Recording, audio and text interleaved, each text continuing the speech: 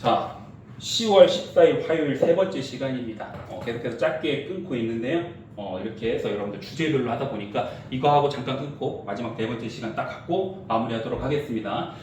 시간은 뭐 오래 걸리지는 않을 거예요. 이제는 결국 광복 이후 얘기입니다. 이제 광복 이후 얘기야. 여기부터가 본격적으로 우리가 현대사라고 또 볼 수 있죠. 그래서 광복 이후인데요. 자, 다시 한번 우리가 복습해야 될 거. 아까 1940년대 어떻게 보면 우리 독립운동하는 세력은 크게 세 가지로 나눌 수 있었습니다. 자, 아까 연안 지역에, 저 화북지대 지역에 바로 조선 독립동맹, 김두봉 선생을 중심으로 했고 조선의용군과 연결시키면 되겠죠. 그 다음에 충칭 지역은 대한민국 임시정부, 정당으로 하는 한국 독립당 정도로 보시면 되겠죠. 김구 세력이고요. 마지막 국내에는 여운형 선생이 1944년에 건국동맹을 만들어서 이제 광복 이후를 준비하고 있었단 말이야. 결국 1945년 8월 15일 날 결국에는 항복을 하게 되면서 일본이 패망하게 되면서 우리는 광복을 이루게 됩니다. 그 다음 상황이야. 그 다음 상황. 자, 광복 직후의 정치 상황을 한번 보세요. 이 건국동맹이 건국준비위원회로 바꿉니다. 이제는 나라 건국해야 될 거 아니야. 그래서 여운형 선생이 국내에 있었잖아. 가장 먼저 재빠르게 건국동맹은 건국준비위원회로 바꾸고요. 이 여운형 선생이 직접 누굴 찾아가냐? 조선 총독 찾아갑니다. 그래서 협상 벌입니다. 그래가지고 니네 안전하게 나갈 수 있도록 도와줄 테니까 식량이랑 이런 것들 남겨놓고 가고 그 다음에 정치범들 다 석방하고 이런 협상을 통해서 이제 새로운 나라를 만들기 위한 건국준비위원회를 만들어요. 그런데 이 당시 소문이 막 들리는 거야. 미군이 남쪽을 들어와가지고 어떻게 보면 미군이 남쪽으로 들어와 우리나라로 어떻게 보면 진출할 수 있을 것이다 라고 생각을 하니까 미리 나라를 선포해가지고 나중에 협상하는데 좀 더 유리하게 해야겠다라는 생각을 한 거예요. 그래서 건국준비위원회에서 나라를 선포해버립니다. 그게 바로 뭐냐? 조선인민공화국이에요. 그런데 이거를 미군정, 즉 미군이 들어와가지고 인정해줬을까요? 인정을 안 해줍니다. 결국 이건 뭐냐면요, 여운형 선생 입장에서는 빨리 나라를 선포해서 이후에 이제 미국이 들어오게 되면은 우리 나라 선포했으니까 협상합시다. 그렇게 협상권을 좀 더 강화시키기 위해서 나라를 무리하게 빠르게 조선인민공화국을 선포했는데 미국이 인정해주지를 않아서 그냥 흐지부지되고 없어지게 된다는 거예요. 오케이? 그리고 나서 그 이후에 여러 정당들이 만들어지게 됩니다. 정치 세력들이 다양하기 때문에. 근데 이거 달달달 외우려고 하지 말고, 왜냐면 나중에 혹시나 시험 문제에 이런 정당들이 보이면 당황하지 말라고 써놓은 거예요. 크게 보면 우익 세력, 좌익 세력, 그리고 중도 세력이 있어요. 우익 세력의 대표적인 거는 송진호 선생이 만들었던 한국민주당, 그 다음에 이승만 선생을 중심으로 했던 독립촉성중앙협의회, 그 다음에 김구 선생이 아까 이끌었던 한국독립당. 오케이? 자, 그 다음에 중도 세력은 이거는 좌파와 우파 사이의 중도적인 입장의 세력들이에요. 그래서 국민당, 안재홍 선생이라고 있습니다. 국민당, 그 다음에 조선인민당, 바로 여운형 선생이요, 중도 세력이에요. 중도 좌파 세력입니다. 그렇기 때문에 조선인민당을 기본으로 만들어가지고 이런 중도 세력으로서 하나의 자리 위치를 했고요. 마지막 좌익 세력, 조선공산당. 그 다음에 이 조선공산당이 나중에 개편되면서 남조선노동당, 이런 것들이 좌익 세력으로서 정치 세력으로 있었는데 모두 정치 세력으로서 미군정이 인정해준 건 아닙니다. 아까 조선인민공화국 선포도 인정 안 해줬잖아. 그래서 미군정은 어떻게 했냐? 정치 세력들 다 공식적으로 인정 안 해주고 지금 식민지배 체제하는, 어떻게 보면 일본 경찰들, 당시에 어떻게 보면 일본이 패망했어도 당시에 일본 공무원들, 일본 경찰들이 계속해서 있었을 거 아니야. 미군정 입장에서 얘네들 청산 대상이 아닙니다. 그냥 현상 유지하라는 거야. 야, 지금 일본 순사들 니네 그대로 있어. 니네 공무원들 그대로 있어. 일단 현상 유지해. 그래서 미군정은요, 이들을 정치 세력으로 인정하지 않고 식민지 체제를 그대로 유지시키는 거야. 그러니까 또 어떻게 보면 우리가 식민지 청산, 즉 친일파 청산하는데 쉽지 않았던 하나의 이유였을 수도 있습니다. 이해되시죠? 그래서 결국에는 이 미군정은 이러한 정치 세력을 인정해주지 않고 식민지 지배 체제를 그대로 유지하고자 했다. 안정성을 최우선으로 했기 때문에. 이게 바로 광복 직후의 정치 상황이에요. 이건 이해만 하시면 됩니다. 오케이? 그 다음에 가장 중요한 거죠. 대한민국이 만들어가는 과정. 미군정 시기에 광복 이후에 이런 대한민국이 만들어지는 과정을 순서에 맞게 시간 순서를 잘 아셔야 되거든요. 첫 번째, 1945년 12월에 미국, 영국, 소련이 모스크바에 만나가지고 모스크바 3국 외상회의를 해요. 이거 한국에 대해서 어떻게 할 거냐? 미국, 영국, 소련이 만나서 협의를 하거든요. 이때 세 가지를 정합니다. 일단 임시정부 만들자. 두 번째, 미국과 소련이 중심이 된 미소공동위원회를 만들자. 회의. 왜냐하면 당시 한반도를 장악하는데 북쪽은 소련이 장악하고 남쪽은 미국이 장악했기 때문에 반반씩 나눠가지고 38선을 기준으로 해가지고 반반씩 나눠서 장악을 했기 때문에 미국과 소련이 공동위원회를 만들어서 여기서 협의를 하자라는 거고요. 마지막으로는 신탁통치. 바로 독립시켜주면 안 돼. 일단 미국, 영국, 중국, 소련이 최대 5년 동안은 대신 통치를 해주는 신탁통치를 해야 된다라는 것들을 이 세 가지를 어디서 모스크바 3국 외상회의에서 결정을 한 거예요. 그런데 난리가 납니다. 뭐 때문에? 이 신탁통치 때문에. 이 신탁통치, 어떻게 보면 미, 영, 중소가 5년 동안 대신 통치를 해준다는 거죠. 5년 동안 하다가 10년으로 늘리고 20년으로 늘리면 어떻게 될 거야? 이거 또 우리 식민지 되는 거 아니야?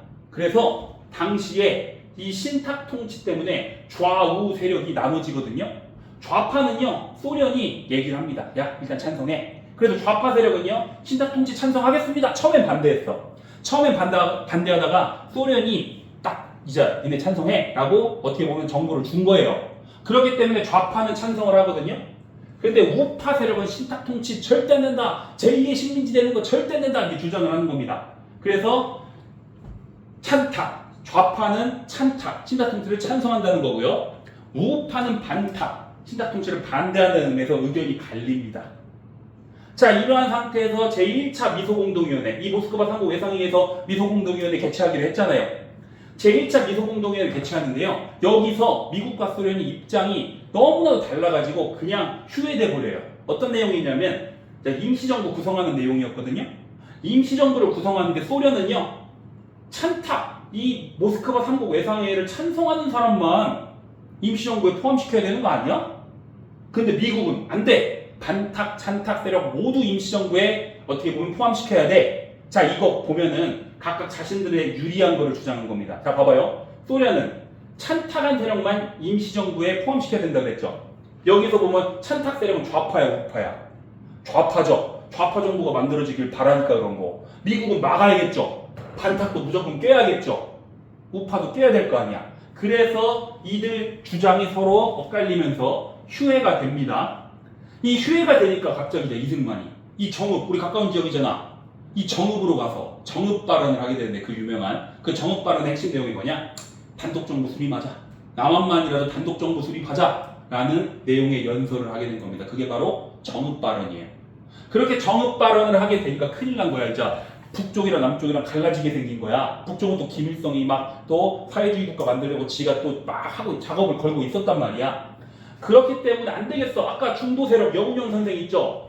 아까 건국동맹 건국준비위원회를 했던 중도 세력이라고 그랬죠? 이 여운형 선생과 김규식 선생도 중도 세력입니다. 이들이 중심이 돼가지고 좌우합작 운동합니다. 우리 싸우면 안 돼. 좌파 우파 싸우면 안 돼. 서로 힘을 합쳐서 하나의 정부를 만들고 하나로 통일된 정부를 마련해야 될 거 아니야. 그래서 좌우합작위원회를 만들어가지고 좌우합작 운동하거든요. 그래서 좌우합작 7원칙까지 발표를 해요. 근데 이거 다 무시당하고요. 여운형 선생이 누가 그런지 모르겠는데 암살당합니다. 그래서 좌우합작 운동도 실패하게 된 거야. 그리고 자연스럽게 2차 미소공동회가 열리지만 당연히 결렬이 되겠죠. 결렬이 되니까 유엔에서 처음에는요. 유엔 여러분들 아시죠? 유엔에서 자, 그 국회의원 선거 이들 국회의원 먼저 국가를 만들려면 국회의원이 먼저 뽑아가지고 헌법을 만들어야 될 거 아니야. 제헌헌법을 만들고 그거를 바탕으로 국가를 선포해야 되기 때문에 일단 지역별로 국회의원을 뽑아. 그런데 그 한반도 전체에서 국회의원을 뽑아 라고 했는데 여러분들 보시면 이거 이해되실 거예요. 국회의원은 인구 비례로 합니다. 인구가 많은 지역은 국회의원을 많이 뽑고 인구가 적은 지역 국회의원을 적게 뽑아. 근데 여러분들 남쪽 인구가 많아요? 북쪽 인구가 많아요? 남쪽이 많아요. 지금도 막 우리가 지금 북한보다 2배 이상 많아. 아무래도 평야지대고 농업지대이기 때문에 남쪽이 더 많아. 그러면 국회의원을 뽑을 때 남쪽이 많이 뽑혀? 북쪽이 많이 뽑혀? 남쪽이면 우파 세력들이 많겠죠. 그러니까요, 북한이요 유엔 총회에서요 자 인구 비례를 바탕으로 국회의원 선거부터 하세요 했더니 못 들어오게 막아버립니다. 북쪽으로 이 유엔 세력들이 못 들어오게 막아버려요. 그러니까 유엔 소총회를 열어서 뭐라 그러냐? 선거가 가능한 남한 지역에서만 국회의원 뽑아라 돼버린 거예요. 자, 이렇게 되니까 이제 김구 선생이 안 되겠다. 여기서 좀 빠졌는데요. 자, 김구 선생이 안 돼! 해가지고 남북 협상을 하기 위해서 김일성 만나러 가거든요. 그것도 실패가 됩니다. 그래서 결국 우리나라는 남한만 50 총선거를 했고요.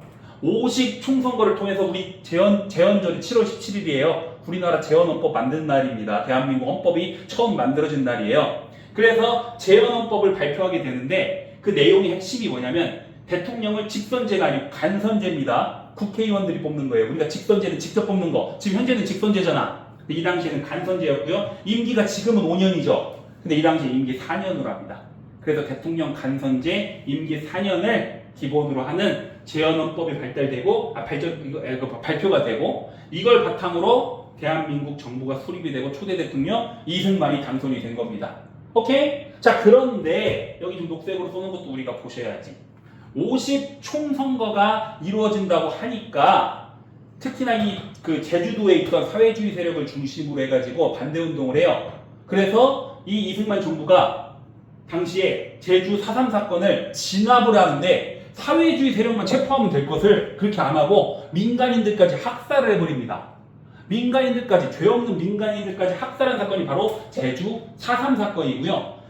10.19 여수 순천 사건은 뭐냐면요. 당시 제주 4.3 사건이 일어나서 막 지금 어떻게 보면 시위가 일어나고 있잖아요. 시위가 일어나니까 제주도로 이 여수랑 순천에 있는 우리나라 부대를 제주도로 어떻게 보면 파병해가지고 이 제주 4.3 사건을 진압하려고 그래요. 그런데 이 당시 여수 순천에 있던 우리나라 그 군부대 중에 사회주의 세력을 중심으로 해서 어떻게 우리가 제주도로 가가지고 민간인들을 학살할 수 있냐? 우리는 안 가겠다 하면서 여기서 또 반란 일으킨 겁니다. 군인들이. 그게 바로 10.19 여수 순천 사건이에요.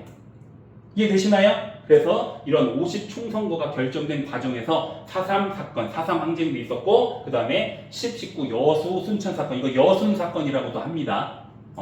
이거 둘이 연결되는 거 이해되시죠? 자, 그래서 여기서 대한민국이 만들어지는 과정에서 중요한 건 시간 순서입니다. 모스크바 3국 외상회의에서 대한민국 정부가 만들어지는 과정, 그 시간 순서에 맞게 쭉 하고 여기 하나 빠졌지만 이때 50 총선거가 있기 전에 김구 선생이 남북 협상을 하기 위해서 김일성을 만나러 왔지만 실패하는 거예요. 그래서 김구 선생은요 50 총선거에 참여하지 않습니다. 그리고 나서 이후에 누군지 모르지만 누군가의 사주를 받은 안두희라는 인물이 김구 선생을 암살하게 됨으로써 우리 민족운동가가 또 한 명이 죽게 되는 그런 상황이 벌어지게 되는 거죠. 이 흐름 이해되시죠? 이해되셔야 됩니다, 여러분들. 이거는 문제들이 대부분 가와 나 사이, 이 사이에 있는 사건이 뭐냐? 꼭 시간 순서 물어보는 경우가 많습니다. 좀 이따 한번 문제 풀어보도록 해요. 자, 그러면 잠깐 끊고 마지막 시간 갖도록 하겠습니다.